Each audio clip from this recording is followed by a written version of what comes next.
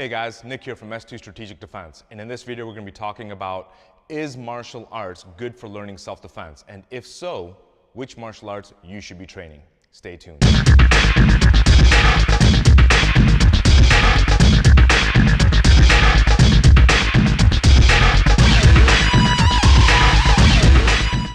Alright guys, so I got another email just last week from one of our YouTube and Facebook subscribers for my martial arts academy, and I get the same email probably 5 to 6 times a month, so I figured I'd make this video and try to help out more than one person at a time.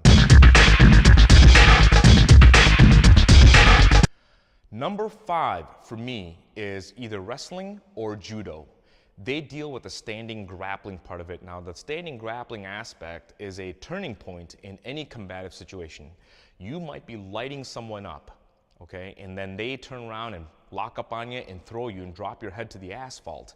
Suddenly, shit has changed, okay? So I think wrestling and judo help you not only take somebody down, but to prevent takedowns and to understand what that standing grappling range is all about. So number 5 for me is either wrestling or judo.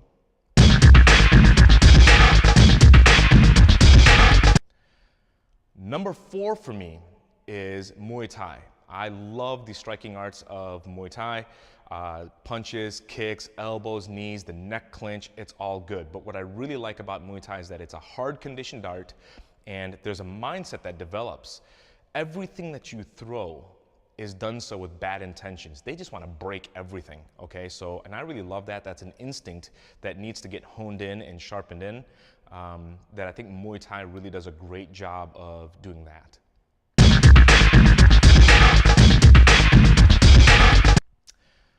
Number 3 on my list is Brazilian Jiu-Jitsu. Now, there's a lot of controversy with Brazilian Jiu-Jitsu. Some people say, well, I wouldn't look for an armbar in a street fight. Well, guess what? They probably wouldn't either, okay?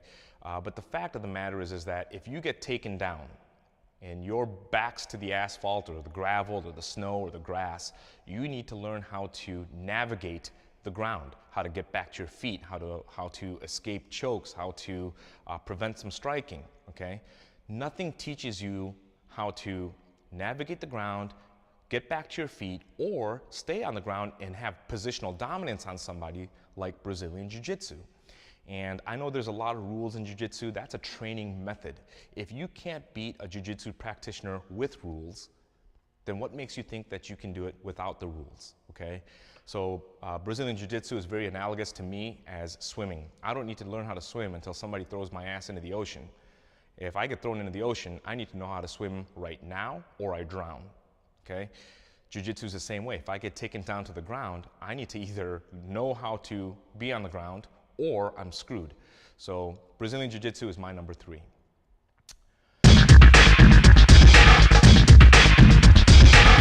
Number 2 for me is Kali, Filipino martial arts. Nothing teaches you weaponry like the Filipino martial arts. Edge weapons and impact weapons, multiple weapons, flexible weapons, it's all there. Now, you know, some people look at some of those training drills and they say, oh, the Kali guys are just clacking sticks or they're not doing anything. Let me tell you something. Weaponry enhances your attributes, line familiarization, distancing, timing, rhythm. That's what those drills are actually there for. Those are applicable skills in unarmed combat as well, okay? But you really supercharge those attributes by having a weapon. If you don't get out of the way and I'm swinging a rattan stick at 95, 100 mile an hour, you're kind of going to be in some pain. So nothing teaches you weaponry and nothing supercharges your functional attributes like Kali. I've seen other weapon systems out there. I think they're kind of hokey. Philippines really have this thing down to a science. So number 2 for me is Filipino Kali.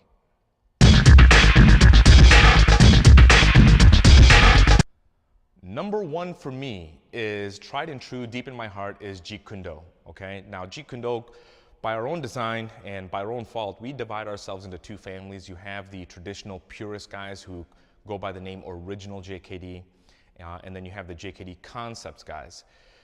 I wouldn't negate either one of them, okay? I've met guys from the traditional side who are just awesome. I know guys from the concept side that are just awesome, okay? I personally, my personal opinion, my experience is I like the JKD concepts. I feel like the implementation of weaponry, the implementation of grappling, the implementation of ground fighting is much greater in the JKD concepts things, and I think it's just evolved more. Now the traditional guys will look at us and say, well, we're not even doing JKD. We look at the traditional guys and say, well, you guys are prehistoric. So who's gonna win that argument? Well, whatever you like. But it teaches you how to research, how to develop, and how to develop your own game, okay? So number one for me is Jeet Kune. First and foremost, martial arts training is about you. It's not about the art, it's not about the system, and it's not about the style. It's about the individual. If you don't develop a bunch of skill sets to functionalize techniques, then having 10,000 techniques under your belt isn't going to help you. You need attributes to make those things live. The goal is to have 5 to 8 techniques that you can hammer out anywhere, okay? So make it about you. Find the answers that you're looking for, and then move on to the next question. Find the answers for that, all right? And then you might start off doing something and end up doing something else. That's okay, all right? That's perfectly fine. That's part of the evolution. The second thing I'd like to point out is, again, combat itself is very dynamic. It starts off striking, people lock up, they trip or fall or get thrown to the ground. One person gets on top of the other, starts pummeling the other guy. Somebody pulls out a knife. Now his buddies are coming. You see how many variables get involved? One place is not going to give you all of the answers. You have to research and develop a little bit. So the journey takes time, it takes training, and it takes a little bit of patience to wholeheartedly understand what you got going on. You need to be competent in many things to be effective and efficient in self-defense.